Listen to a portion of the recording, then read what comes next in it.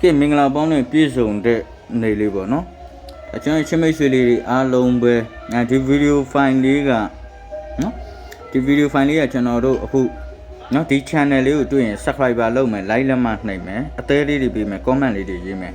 ဒီဗီဒီယိုဖိုင်လေးဘာကြောင့်တင်ပေးရလဲဆိုတော့ကျွန်တော်ချင်းမိတ်ဆွေများchannel အသက်ကလေးတွေဖြစ်တဲ့အတွက်ဗီဒီယိုဖိုင်လေးတွေနဲ့ပဲကျွန်တော်တင်လို့ရတယ်နော်အဲကြောင့်မို့ဒီ Facebook ကအမျိုးလေးတွေလည်းအကုန်လုံး follower လေးတွေလောက်သွားမယ် YouTube channel ကအမျိုးလေးတွေလည်း subscriber လေးတွေလောက်သွားမယ်နော်ကျွန်တော်တို့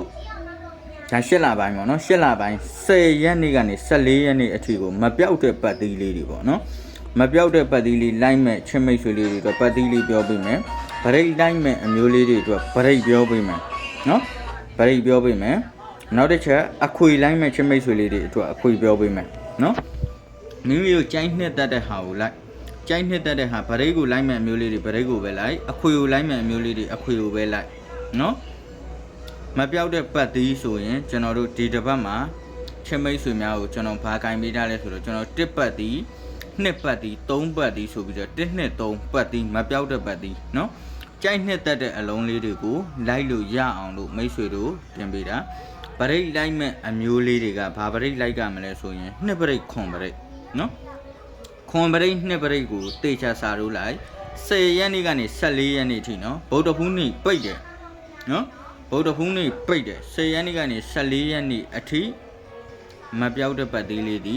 1ရက်2ရက်3ရက်မပြောက်တဲ့ဗရိတ်ဒီခွန်2ဗရိတ်နော်အခွေလိုက်မဲ့အမျိုးလေးတွေ320တန်အခွေအတွက်ကို